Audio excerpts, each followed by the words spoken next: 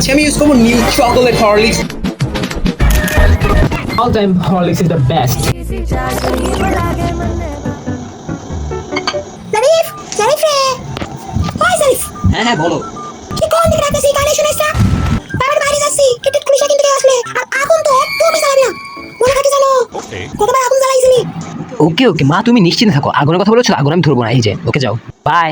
আচ্ছা ঠিক আছে বাই। হ্যাঁ, শেষ হয়ে গেছে। আচ্ছা যাই হোক, আগুন ধরতে না করেছে, বাট আগুন ছাড়াও তো গোল্ড কিছু বানানো যায়। যেই গরম পড়েছে, এত গরমে আগুন ধরবে ওকে? এত গরম।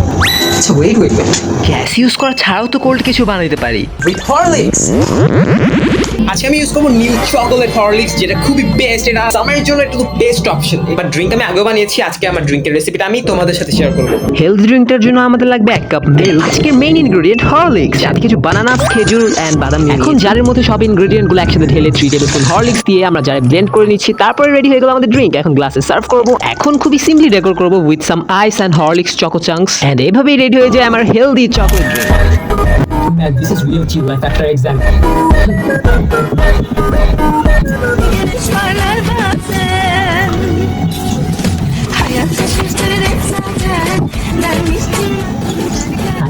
আগুন ধরতে না করেছিলাম আগুন দিয়ে বানিয়ে তো দুটাই ইউজ করেছি, চুল একদম ইউজ করিনি। I swear. কি রে মজা তো হয়েছে। বলেছেন না মজা হয়েছে? দাও দাও। আচ্ছা ঠিক আছে চাপ চাপ না মা কিসের জন্য বানিয়ে নে জ্যাম কষ্ট করে বানিয়েছি। ও তোমার প্যান্ডেল বানিয়ে নিয়ে আয়।